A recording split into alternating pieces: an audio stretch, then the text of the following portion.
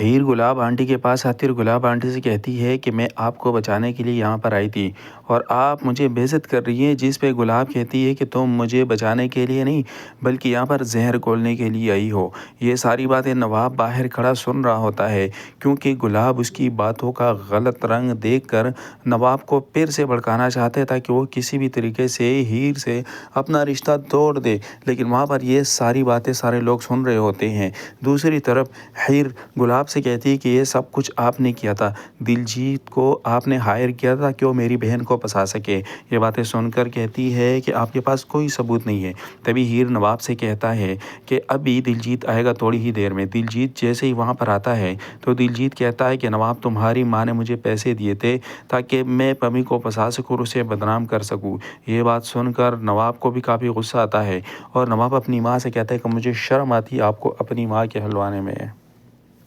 گلاب پھر سے ہیر کو بدنام کرنے کی کوشش کرتی ہے اور اس کی باتوں کو غلط رنگ دے کر نواب کو اکسانا چاہتا ہے۔ نواب جیسے وہاں پر آتا ہے تو ہیر سے کہتا ہے اپنی بکواس بند کرو، جس پہ ہیر کہتی ہے کہ اب میں چپ کر نہیں بیٹھوں گی، تمہاری ماں نے ہی دلجیت کو بھیجا تھا کہ میری بہن کو پھنسا سکے۔ اور وہاں پر دلجیت کو لایا جاتا ہے۔ دلجیت ساری حقیقت نواب کے سامنے کھل کر رکھ دیتا ہے اور وہ کہتا ہے کہ تمہاری ماں نے مجھے پیسے دیے تھے اور تمہاری ماں ہی کے کہنے پر میں نے یہ سب کچھ کیا تھا، میں نے پمی کو پھنسایا تھا، تمہاری ماں کی وجہ سے یہ سارا ڈرامہ میں نے رچا تھا، اس میں کوئی اور انوالو نہیں ہے اور جو کچھ تجھے ہیر نے کہا ہے وہی سچ ہے، اس کے علاوہ کوئی حقیقت نہیں ہے۔